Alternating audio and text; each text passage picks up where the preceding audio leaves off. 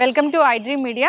So anaemia చాలా మందిని ఇబ్బంది పెడుతున్న సమస్య ఇది. అసలు ఎందుకు ఈ రక్తహీనత సమస్య వస్తూ ఉంది, రాకుండా జాగ్రత్తలు ఏంటి, మరి రక్తహీనత ఉందని మనకు ఎలా తెలుస్తుంది, ఎలాంటి లక్షణాలు కనిపిస్తాయి, న్యాచురల్ వేస్లో దీన్ని ఎలా కరెక్ట్ చేసుకోవచ్చు, వివరాలు తెలుసుకుందాం. ఈరోజు మనతో పాటు ఉన్నారు ప్రముఖ యోగా గురు యోగిని అరుణాదేవి గారు. మేడం నమస్తే అండి. నమస్తే మేడం. జనరల్గా ఎనీమియా రక్తహీనత వచ్చిందని చెప్తూ ఉంటారు. మహిళల్లో ప్రధానంగా ఈ సమస్యని చూస్తూ ఉంటాం. ఎందుకు అసలు ఈ సమస్య? మన యాక్చువల్లీ ఇండియన్ విమెన్లో ఇది కామన్ ఇది, అంటే మన జెనెటికల్గా కూడా ఈ ఎనీమియా అనేది ఆడవాళ్ళకి ముఖ్యంగా ప్రసవం తర్వాత ఒక ఏజ్ వచ్చిన తర్వాత ఇప్పుడైతే యంగ్గా ఉన్న వాళ్ళలో కూడా ఇది జెనెటిక్గా మనకు ఉంది ఇది ఎనీమియా అనేది. సో ఇది తగ్గించడానికి ముఖ్యంగా ఏంటంటే ఆహారం, సరైన ఆహారం తీసుకోకపోవడం కూడా ఒక కారణం. ఎక్కువగా ఆకుకూరలు తినడం, తర్వాత ఐరన్ ఫుడ్ ఒకటి తినడం. ఇప్పుడున్న ఫుడ్ అంతా కూడా మనకి ఎక్కువ తినేది ఏంటి, అంతా బేకింగ్ ఫుడ్, లేకపోతే అన్ని పొట్టు తీసేసిన ఫుడ్ తింటున్నాం. ఈ డెఫిషియన్సీ ఆల్రెడీ ఉంది మీకు అని అనుకుంటే దీనికి చాలా ఇంపార్టెంట్ ఏంటంటే మంచి ఆహారం. అంటే రాగి జావ ఒకటి, రాగి జావ చాలా ఎనీమియాని బాగా తగ్గిస్తుంది. రోజు ఒక గ్లాస్ చక్కగా బెల్లం కానీ ఏదైనా వేసుకొని అది తాగొచ్చు, లేదా మజ్జిగలో కూడా కలుపుకొని తాగొచ్చు, లేదా ఒట్టిది కూడా అలా తాగొచ్చు. రాగి జావ అనేది కంపల్సరీగా. తర్వాత ఇంకా ముఖ్యంగా ఏంటంటే దీనికి ఒక జ్యూస్ తయారు చేసి పెట్టుకోవాలి. ఇది రోజు ఫ్రెష్గా తీసుకోవచ్చు. ఫ్రెష్గా రోజు తీయాలంటే ముఖ్యంగా ఆడవాళ్ళకి చాలా బద్ధకం.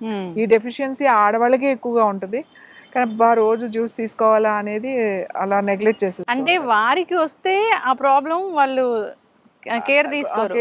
ఇంట్లో ఎవరికైనా వస్తే శుభ్రంగా చేసి పెడతారు, రోజు చేసి పెడతారు. కానీ మనకి కదా ఈ టైంలో ఏదో మనం రిలాక్స్ అయిపోవచ్చులే, లేకపోతే ఏదో టీవీ చూడొచ్చులే అన్నట్టు ఉంటుంది. ఎంత మెడిసిన్స్ వేసుకున్నా కూడా మీరు ఆ లాంగ్లో మీరు ఖచ్చితంగా కొన్ని నెలలు మీరు ఖచ్చితంగా జాగ్రత్త తీసుకోవాలి. ఏం చేయాలి అని అంటే, ఒక టమాటోలు ఉంటాయి కదా, tomato 1 kg, carrot 1 kg, beetroot 1 kg, equal quantity తీసుకొని మంచి వాష్ చేసి ఇవి చెక్కేసి చిన్న చిన్న ముక్కల కింద కట్ చేసేసేసి 3 మిక్సీలో వేసేసేయాలి, 3 కలిపేసేసేయాలి. వేసి బాగా గ్రైండ్ చేసేసి ఆ జ్యూస్ బాగా పిండేసేయాలి, ఆ రసం వడపోసేయాలన్నమాట. మొత్తం పిండేసేసి ఆ ఒట్టి జ్యూస్ వస్తుంది కదా, కేజీ అంటే మీకు బాగానే జ్యూస్ వస్తుంది. ఆ జ్యూస్ని కొంచెం మందంగా ఉన్న ఒక గిన్నెలో పెట్టి ఒక 2-3 నిమిషాలు, ఎక్కువ మరగకూడదు, 2-3 నిమిషాలు వెయిట్ చేయాలి. కేజీ అంటే ఇది 3 kgలు వచ్చింది. అప్పుడు ఒక 1/2 kg పటిక బెల్లం ఉంటుంది. పటిక బెల్లం దొరుకుతుంది కదా, మరీ తెల్లగా మెరిసిపోయే పటిక బెల్లం కాకుండా కొంచెము ఆయుర్వేద షాపుల్లో దొరుకుతుంది అది నార్మల్ పటిక బెల్లం, అంటే మరీ అది దాంట్లో పాలిష్ చేయకుండా ఉంటుంది. అంత పటిక బెల్లం ఒక 1/2 kg అట్లా దాంట్లో స్టవ్ మీద పెట్టినప్పుడు దాంట్లో వేసి తిప్పుతూ ఉంటే 2-3 నిమిషాలు చాలా, ఎక్కువసేపు మరగక్కర్లేదు దాన్ని. అది కొంచెం ఇట్లా వేడై కాస్త మరుగుతున్నట్టు అన్నప్పుడు ఆపేసేయాలి. ఆపేసి అది చల్లగా అయిన తర్వాత ఒక గ్లాస్ సీసాలో పోసుకుని ఫ్రిడ్జ్లో పెట్టుకోవాలి. పెట్టుకుని రోజు ఒక మీకు 1/2 గ్లాస్ వాటర్ తీసుకోవాలి, 1/2 గ్లాస్ ఈ జ్యూస్ వేసుకోవాలి. సగం ఉండాలన్నమాట. మీరు తీసుకుని ఒక చిన్న గ్లాస్ జ్యూస్ తీసుకుంటే 1/2 వాటర్ కలపండి, 1/2 ఈ జ్యూస్ కలపండి. ప్రతిరోజు తాగండి. ప్రొద్దున్నే తాగితే బాగా ఎనిమిది ఉంటే మార్నింగే తాగేసేయండి, లేదంటే ఈవినింగ్ తాగొచ్చు, లేకపోతే ఆఫ్టర్నూన్ తాగొచ్చు. రోజు ఒక గ్లాస్ ఈ జ్యూస్ కనుక తాగితే మీకు హెమోగ్లోబిన్ బాగా ఇంప్రూవ్ అవుతుంది, మీకు ఎనీమియా కూడా తగ్గుతుంది. బట్ ఏదో 1-2 సార్లు కాకుండా, నేను ఇది ఎందుకు చెప్పానంటే కనీసం వారానికి ఒకసారి చేసి పెట్టేసుకుంటే మీకు వారం రోజులు వస్తుంది కదా, తర్వాత మళ్ళీ అది అయిపోయిన తర్వాత మళ్ళీ చేసి పెట్టుకోండి. ఒకసారి అయిపోతుంది, మీకు కూడా ఈజీగా కలుపుకుని తాగేయడానికి ఈజీగా ఉంటుంది. అందరూ వర్కింగ్ కదా, ఇప్పుడు తక్కువ టైం పడుతుందని నేను ఇది చెప్తున్నాను. ఈ జ్యూస్ చాలా చాలా బాగుంటుంది. ఐరన్ రోజు కంపల్సరీగా ఏదైనా ఒక ఆకుకూర తినాలి. ముఖ్యంగా తోటకూర, గోంగూర, ఇవి అన్నీ కూడా మంచి. ఆకుకూర ఏదైనా పెట్టుకోవాలి మనం, ప్రత్యేకించి ఒక ఆకుకూర మీ ఆహారంలో ఉండేటట్టుగా చూసుకోవాలి. తర్వాత ఇంకొకటి, అంటే ఇప్పుడు ఎవరు చేయట్లేదు కానీ మా చిన్నప్పుడు ఐరన్ ఇలా తక్కువ ఉంటే ఏం చేసేవాళ్ళు అంటే మజ్జిగ చేస్తారు కదా, అప్పుడంతా కవ్వంతోనే మజ్జిగ చేసేవాళ్ళు కదా, మజ్జిగ చేసిన తర్వాత ఆ వెన్న తీస్తారు, మజ్జిగ ఉంటుంది కదా, వెన్న తీసేసిన తర్వాత మజ్జిగ చేసి పెట్టేవాళ్ళు. అది మామూలుగా అన్నంలో తినేవాళ్ళు, తాగేవాళ్ళు. ఆ మజ్జిగలో ఇనప అట్ల కాడలు ఉండేవి. ఇనప తెలుసు కదా మీకు, దోశలు అయ్యి ఇప్పుడు స్టీల్ వచ్చినాయి, తర్వాత చెక్క వచ్చినాయి అనుకోండి, నాన్ స్టిక్ వచ్చిన తర్వాత అప్పుడు ఈ ఇనపవే ఉండేవి. ఆ ఇనపవే ఉండేవి, వేపుళ్ళకి అది అవి వాడేవాళ్ళు. సో అది శుభ్రంగా ఇప్పుడు మళ్ళీ ఐరన్ అనేది ట్రెండ్ అయింది. ట్రెండ్ అయిందా ఇప్పుడు? ఆ అట్ల కాడలు ఉంటాయి కదా, అది శుభ్రంగా కడిగేసేసి ఆ మజ్జిగలో వేసేసేవాళ్ళు. మజ్జిగలో అలా పెట్టేసి ఉంచేవాళ్ళు.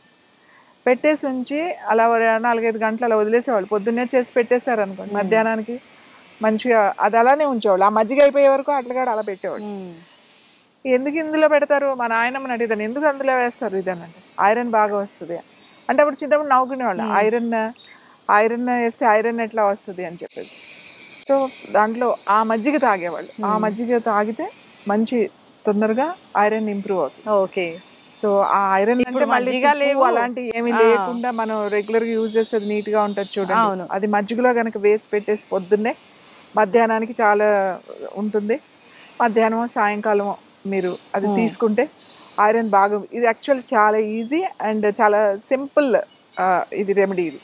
అప్పుడు అందరిళ్ళల్లో మజ్జిగ ఉండేది, అందరూ మజ్జిగ తాగేవాళ్ళు కాబట్టి, మజ్జిగ వేసుకునేవాళ్ళు కాబట్టి అది బాగా పనిచేస్తుంది. ఇప్పుడు మజ్జిగ లేవు, ఐరన్ లేదు. ఇప్పుడు తింటే పెరుగు తింటారు, లేకపోతే అసలు తినని వాళ్ళే ఎక్కువైపోయారు. ఇప్పుడు మిల్క్ ప్రొడక్ట్స్ వాడకూడదు, పెరుగు తినకూడదు. మళ్ళీ పెరుగు తినాలంటే పెరుగులో ఏం క్యాలరీస్ ఉన్నాయి, తింటే ఏం జరుగుతుంది, ఎంత వెయిట్ పెరుగుతాము, ఇలా toned milk, skimmed milk, whole milk, ఇలా రకరకాల మిల్క్లు. అదే చెప్తున్నాను కదా, ఎంత సింపుల్ గా ఉండే లైఫ్ ని మనం ఎంత ప్రాబ్లమాటిక్ చేసుకుంటున్నాము అనేది. నిజంగా ప్రాబ్లమాటిక్ గానే చేసుకుంటున్నాం అన్నీ కూడా. అంటే ఒక చిన్నగా మనం ఒక డిసిప్లిన్ లోకి వచ్చేస్తే ఈ బాధ అంతా ఉండదు. సో ఈ ఆకుకూరలు తినటం ఒకటి, ఈ వెజ్ జ్యూస్, నేను చెప్పిన వెజ్ జ్యూస్ ఒకటి బాగా వస్తుంది. అలాగే ఈ మజ్జిగలో ఇది వేసుకుని తాగడం ఒకటి. ఇది చాలా తొందరగా, రాగి విమెన్కి చాలా బెస్ట్ ఫుడ్ రాగులు అని చెప్తామన్నమాట. మీరు రాగి రొట్టె చేసుకోవచ్చు, రాగి పిండితో దోశలు వేసుకోవచ్చు, లేదా డైరెక్ట్గా రాగి జావే ఒక గ్లాస్ తాగొచ్చు. తొందరగా ఈ ఐరన్ డెఫిషియన్సీ తగ్గుతుంది. అలాగే ఎనిమియా అనేది బాగా తగ్గుతుంది. అయితే ఈ విమెన్ కి ఎలాంటి లక్షణాలు కనిపిస్తాయి జనరల్ గా ఇలాంటి ఎనిమియా? బాగా నీరసం, బాగా ఎనిమిక్ గా ఉన్న వాళ్ళు ఎంత నీరస పడిపోతారంటే పని చేయలేరు, దేనికి ఓపిక ఉండదు. ఇంకా ఇంకా ఏంటి అంటే జుట్టు రాలిపోతూ ఉంటుంది బాగా. పీరియడ్స్ లో ఏమైనా తేడా తెలుసు? పీరియడ్స్ లో కూడా బాగా ఎనిమిక్ ఉన్నప్పుడు, ఆల్రెడీ ఎనిమిక్ గా ఉన్నారు, బ్లడ్ లేదు, కొంచెం ఎక్కువ బ్లీడింగ్ అయ్యే వాళ్ళు, చాలా ఎక్కువ బ్లీడింగ్ అయ్యే వాళ్ళు కూడా ఇది ఎనిమియా అనేది ఎప్పుడూ ఉంటుంది వాళ్ళకి. ఎందుకంటే ఎవ్రీ మంత్ పీరియడ్ లో ఎక్కువ లాస్ అయిపోతూ ఉంటుంది. నార్మల్గా అయ్యే వాళ్ళకి ఇదేం పెద్ద ప్రాబ్లం ఏం కాదు. ఎక్కువ ఓవర్ బ్లీడింగ్ ఉన్న వాళ్ళకి మాత్రం ఖచ్చితంగా ఇవి జాగ్రత్తలు తీసుకోవాలి. న్యాచురల్గా కూడా చాలా మందికి డెఫిషియన్సీ ఫస్ట్ నుంచి ఉంటుంది, ఎనిమిక్ అనేది బాగా ఉంటుంది. సో సరైన డైట్ తీసుకోవాలి. అలాగే దీనికి కొంచెం మంచి ప్రాణాయామం అండ్ స్ట్రెచ్చింగ్ కొన్ని ఖచ్చితంగా చేయాలి. అవి కనుక మీరు చేసుకుంటే, మీరు తీసుకున్న ఆహారం కరెక్ట్గా మీకు కావలసినట్టుగా బాడీ అబ్జర్వ్ చేస్తుంది ఇవి చేయడం వల్ల. ఒట్టిగా తిండే కాకుండా కొంచెం బాడీ మీ స్ట్రెచ్చింగ్స్లో కూడా తీసుకోవాలి. ఏదైనా అతి ఐరన్ డెఫిషియన్సీ, కొన్ని మెడికేషన్స్లో కూడా లాంగ్ పీరియడ్ ఆఫ్ మెడిసిన్స్ తీసుకుంటున్నప్పుడు కూడా ఐరన్ డెఫిషియన్సీ వస్తుంది. ఐరన్ ట్యాబ్లెట్స్ కానీ ఇవి రెగ్యులర్గా వాడకూడదు, ఎందుకంటే కాన్స్టిపేషన్ ప్రాబ్లమ్స్, డైజెషన్ ప్రాబ్లమ్స్ వస్తాయి. అందుకని ఏదైనా వేసుకుంటే కొన్ని రోజులే తప్ప ఎక్కువ రోజులు చేసుకుంటే కొలోన్ ప్రాబ్లమ్స్ ఉంటాయి, intestine iron, main colon, constipation, ఈ ప్రాబ్లమ్స్ వస్తాయి. ఐరన్ కూడా ఐరన్ స్టార్ట్ చేసిన వాళ్ళకి కాన్స్టిపేషన్ ఇష్యూ అని చెప్తూ ఉంటారు, అవును, లేదా డయేరియా అని చెప్తూ ఉంటారు. అందుకే అవి అసలు చాలా మందికి పడవు. కానీ ఎక్కువ డెఫిషియన్సీ ఉన్నప్పుడు కొంచెం వాడినా కూడా తర్వాత లాంగ్ పీరియడ్ లో మీరు డైట్ కేర్ కనుక తీసుకుంటే ఈ డెఫిషియన్సీ బాగా తగ్గుతుంది. ముఖ్యంగా ఆడవాళ్ళు ఈ ఐరన్ తగ్గకుండా చూసుకోవాలి పీరియడ్స్లో. తర్వాత ఎందుకంటే నీరసం వచ్చేసి మెమరీ లాస్ అయ్యి, విసుగు, ఓపిక లేకపోవడం, చిరాగ్గా అనిపిస్తూ ఉంటుంది, ఏ పని మీద ఫోకస్ పెట్టడం అంటే కాన్సన్ట్రేషన్ చేయలేకపోవడం, ఏకాగ్రత ఉండదు. ఈ డెఫిషియన్సీకి ఇవన్నీ ఉంటాయి. ఎక్కువ ఐరన్ లోపం వల్ల మనకి చాలా ప్రమాదకరమైన ఇష్యూస్ కూడా వస్తాయి లాంగ్ పీరియడ్ ఆఫ్ ఐరన్ ఉంటే కనుక.